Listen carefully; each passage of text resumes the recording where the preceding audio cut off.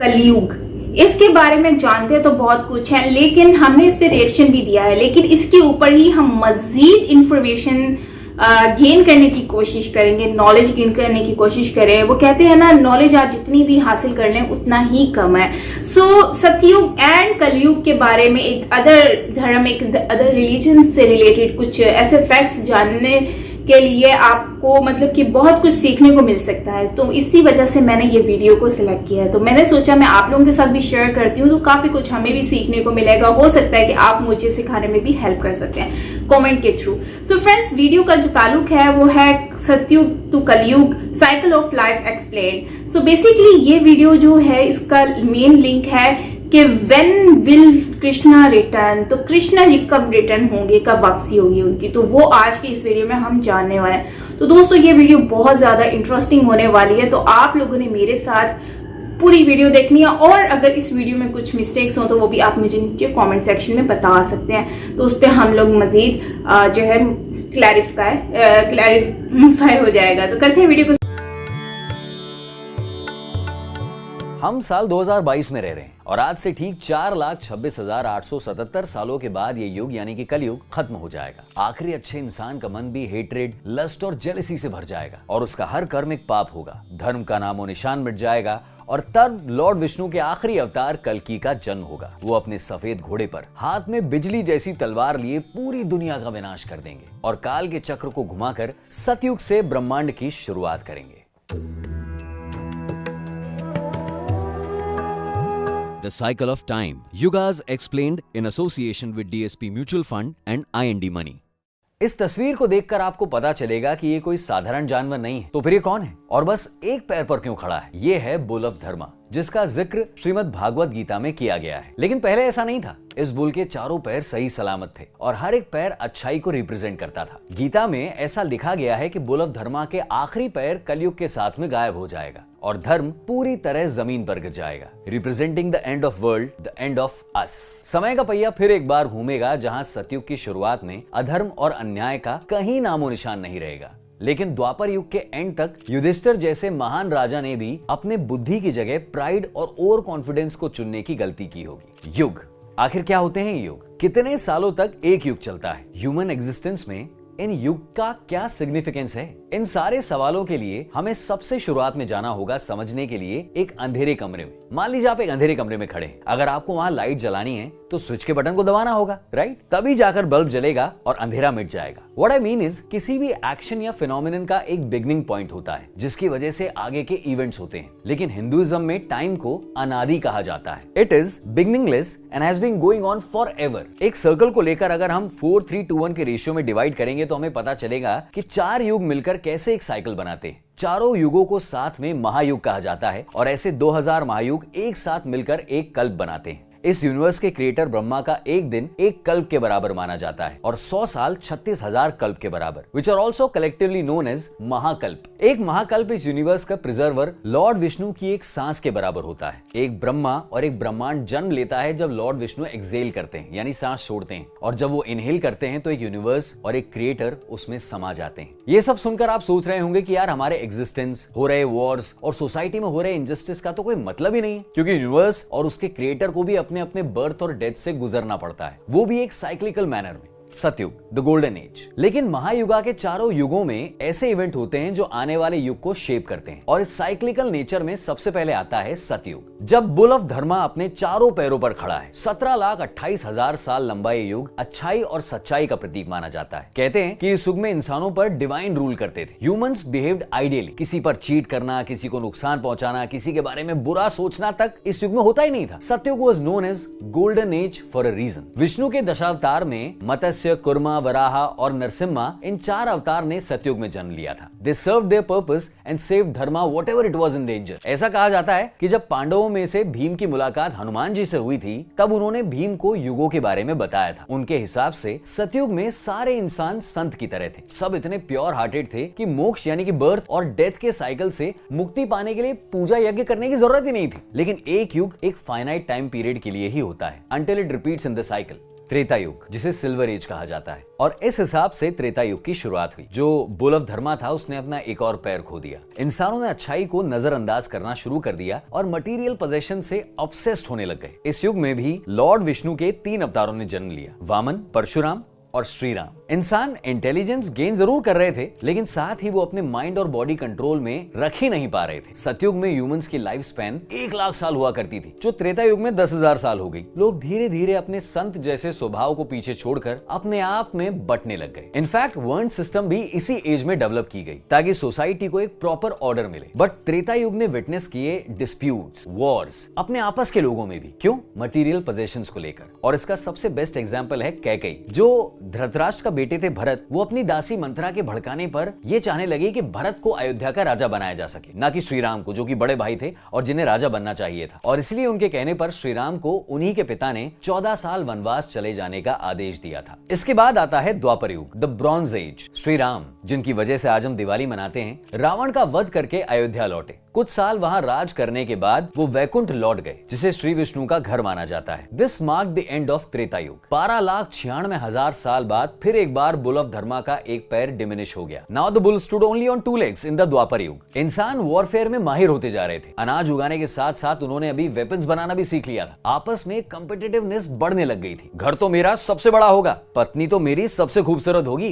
पैसा मेरे पास सबसे ज्यादा होगा। ऐसे इमोशंस ह्यूमंस माइंड को अनस्टेबल करके उन्हें स्पिरिचुअलिटी से दूर ले जा रहे थे। यज्ञ भी इसलिए परफॉर्म किए जा रहे थे ताकि उससे कोई मटेरियल बेनिफिट मिल पाए। अगर पीस ऑफ माइंड और प्लेजर ऑफ द बॉडी को सामने रखा जाए तो इंसान पीस ऑफ माइंड ठुकरा के प्लेजर को चूज करता। ह्यूमंस की लाइफ स्पैन और भी कम हो गई, 10,000 साल से नीचे होकर कुछ सेंचुरीज की रह गई। हर तरह की बीमारियां इमर्ज हो रही थी और सोसाइटी का लिविंग स्टैंडर्ड डिक्रीज होता जा रहा था। प्राइड, ग्रीड और ओवर कॉन्फिडेंस जैसे ह्यूमन इमोशंस इंटेलिजेंस को ओवरटेक कर रहे थे। इतना कि महाभारत के पांडव को भी उनके सामने हार माननी पड़ी। पांडव के किंगडम के कैपिटल इंद्रप्रस्थ में पैलेस का काम पूरा होने के बाद पांडव ये चाहते थे कि धृतराष्ट्र की फैमिली उनके इस पैलेस ऑफ इल्यूजन्स को देखे। इन्विटेशन एक्सेप्ट करते हुए सिर्फ दुर्योधन, दुशासन और शकुनी पांडव के महल में आ पहुंचे। पैलेस मायासुर ने बनाया था और वहां का हर एक कोना मायावी चीजों से भरा हुआ था। वहां म्यूजिकल इंस्ट्रूमेंट्स अपने आप बज रहे थे, हाथ लगते पिलर्स गायब हो रहे थे, जहां पर गार्डन्स थे जिनकी दीवारें नहीं थी और फ्लोर्स ग्लिटर की तरह चमक रहे थे। दुर्योधन घूमते घूमते वहां आए जहां महल की फर्श बहुत ज्यादा चमक रही थी। उन्होंने सोचा कि नॉर्मल फ्लोर है और उस पर चढ़ गए। और जब वो वहां पर चढ़े उन्हें पता चला कि वो एक तालाब था। वहां मौजूद सारी दासियां और द्रौपदी ये देखकर हंसने लग गई। ये अपमान दुर्योधन के मन में बैठ गया और उसके बाद उन्होंने इंद्रप्रस्थ से लौटने के बाद सिर्फ बदले यानी रिवेंज के बारे में सोचा। युधिष्ठिर को गैम्बलिंग मैच खेलने के लिए उत्साह कर दुर्योधन ने अपने चाचा शकुनी को डाइस रोल करने के लिए बिठा दिया। दुर्योधन जानते थे कि शकुनी एक्सपर्ट हैं, वो अनडिफिटेबल हैं इस गेम में। हीरो से लेकर सेना तक सब कुछ युधिष्ठिर ने खो दिया। शकुनी बोलते रहे, लुक आई वन। युधिष्ठिर के पास दांव लगाने के लिए कोई चीज नहीं बची थी, इसलिए वो अपने भाइयों की तरफ मुड़े। नकुल, सहदेव, भीम, अर्जुन, इन सबको एक एक दांव पे लगाया गया। शकुनी जीतते रहे और डाइस इसी तरह से रोल होते रहे। लेकिन युधिष्ठिर ने बिना कुछ सोचे समझे खुद को और अपने किंगडम को भी दांव पर लगाकर खो दिया। अब उनके पास सिर्फ एक ही प्रेशियस चीज बची थी, उनकी बीवी द्रौपदी। शकुनी ने आखिरी बार अपना पासा रोल किया और पांडवों के पास कुछ नहीं बचा, वो खुद भी नहीं।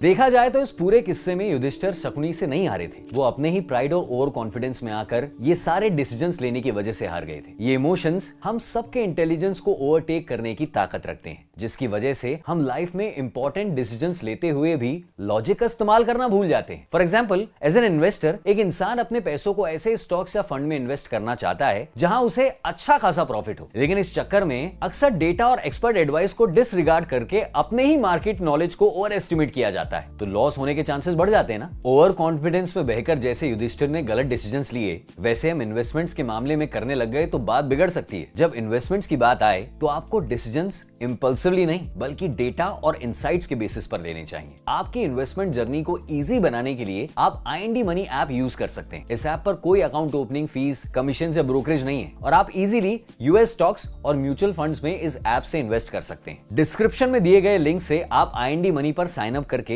अपने इन्वेस्टिंग जर्नी को स्मार्ट और सेफ बना सकते हैं। आखिरी में आता है कलयुग, जिसे हम आयरन एज कहते हैं। ओवर कॉन्फिडेंस की वजह से क्या हो सकता है, युधिष्ठिर ने हमें सिखाया। उस गैम्बलिंग मैच के दौरान द्रौपदी का जो अपमान हुआ था, उसका बदला लेने के लिए पांडवों ने कौरवों के खिलाफ युद्ध घोषित कर दिया। The reason called Kurukshetra witness the great war, blood, weapons, injustice, deceit and every other human emotion that was immoral, यानी कि अधार्मिक। पांडव जीत तो गए, लेकिन आने वाला युग अधर्म के बिछाए फाउंडेशन पर बनने वाला था। It was the time when the bull of dharma was about to lose its third leg. ऐसा कहा जाता है कि कलयुग 4,32,000 साल जितना बड़ा होने वाला है। कली को अगर ट्रांसलेट किया जाए तो उसका मतलब है intense disagreement leading to wars. Satyuga के बिल्कुल ऑपोजिट, इस युग के चारों युगों में सबसे डार्क कहा जाता है। इस युग में स्पिरिचुअलिटी, रिलीजन के नाम पर फ्रॉड्स बढ़ जाएंगे, ऐसा प्रेडिक्ट किया गया था। जैसे द्वापर युग में ह्यूमंस की एज डिक्लाइन हुई थी, उनकी स्पिरिचुअलिटी से नाता कमजोर हो गया था, वैसा ही डिक्लाइन कलयुग में देखा जाएगा, ऐसा कहा गया है। वेदा को स्टडी करने वाले एक्सपर्ट्स का मानना है कि आज हम कलयुग में ही जी रहे हैं। 5,123 साल गुजर चुके हैं और अब बचे हैं 4,26,877 साल। कृष्णा ने इस युग को चारों युगों में सबसे वर्स्ट बताया है। कृष्णा ने पांडवों में से 4 भाइयों को द्वापर युग में ही समझा दिया था कि कलयुग कैसा होने वाला है। भाइयों को पता था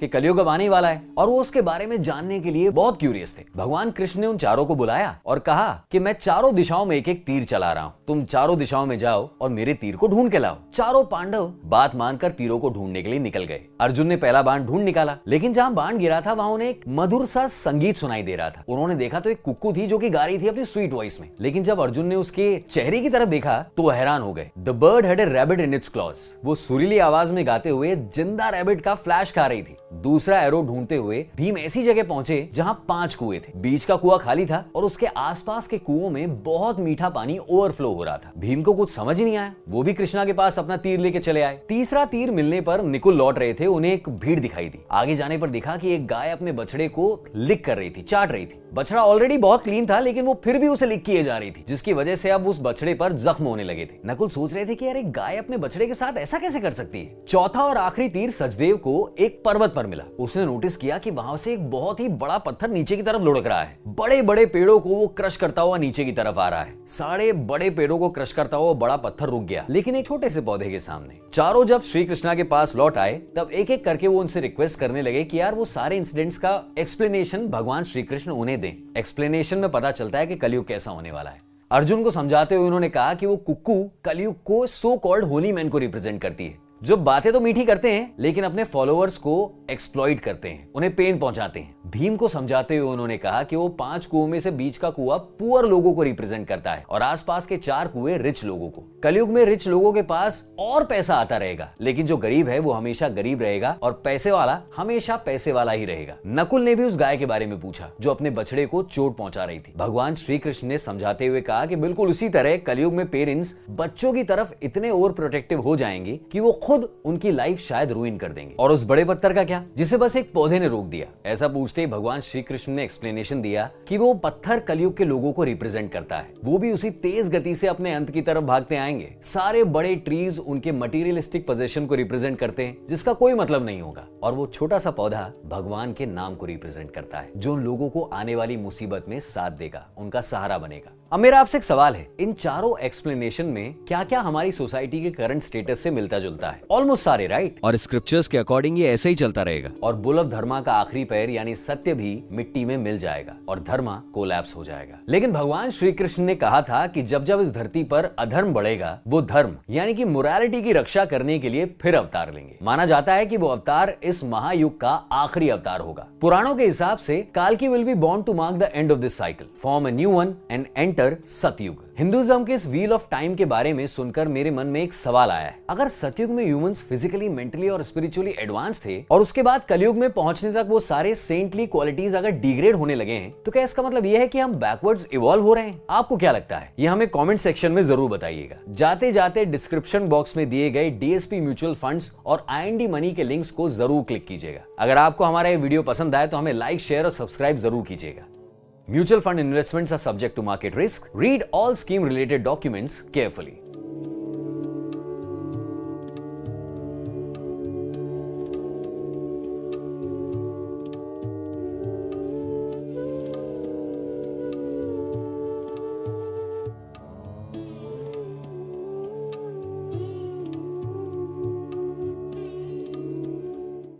वीडियो और आपने देखा कि ये एक बेसिकली एक डिफरेंस दिखाया गया है त्रेता युग के बारे में, द्वापर युग के बारे में एंड सत्य युग के बारे में। द वे ऑफ लाइफ, आप एक इंसान जो है वो पॉजिटिव और नेगेटिविटी के वे में किस तरह से लोगों की सोच चेंज होती गई।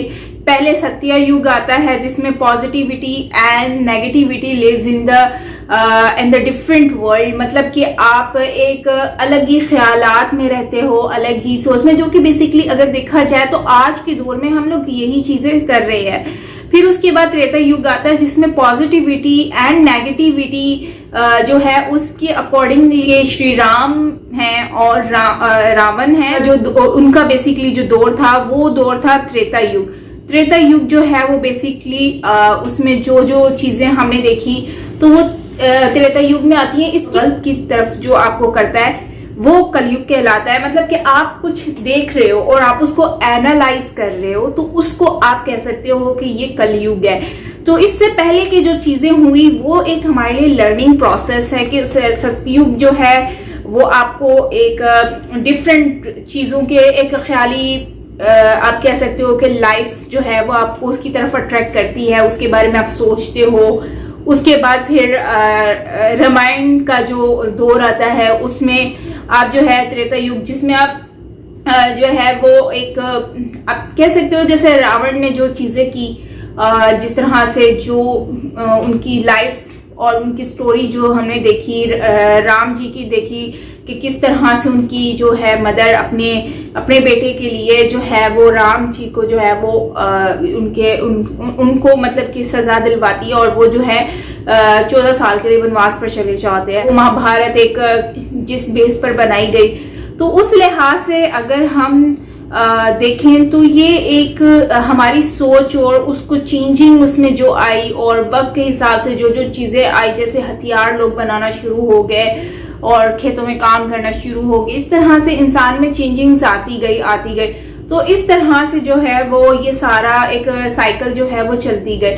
तो ये एक बेसिकली जो हम, जहां तक मुझे लग रहा है ना, अगर सही से मुझे समझ आया हो तो ये हम लग रहा है कि हम कलयुग, अभी ये जो चल रहा है ये एक कलयुग है जो हमें एक हमारे माइंड को जो है वो एक तरफ पॉजिटिविटी की तरफ भी लेके जा रहा है, नेगेटिविटी की तरफ भी लेके जाता है। हम हमारी सोच पर डिपेंड करता है, हम अपनी सोच को किस तरह से कहाँ पर उसको लेकर जा रहे हैं। तो ये इस तरह की कुछ चीजें मुझे समझ आई हैं। बाकी गाइज आप लोग इसके ऊपर मुझे बताएं कि आप लोगों को क्या लगता है, ये कमेंट में आपने मुझे बताना है। बाकी ओवरऑल बहुत जबरदस्त तरीके से इन्होंने एक्सप्लेन किया है रिगार्डिंग जो है सनातन धर्म से रिलेटेड, महाभारत से related and each and everything regarding Ram and Ramayan and Ravan और बहुत कुछ। सो फ्रेंड्स बाकी आप मुझे कमेंट में बताएं कि इसमें क्या मैंने सही समझा है कि नहीं। बाकी आप लोगों ने भी कुछ इसमें सीखा है तो वो भी बताएं। तो मिलते हैं नेक्स्ट वीडियो के साथ, अपना ख्याल रखिएगा। So till then take care, lots of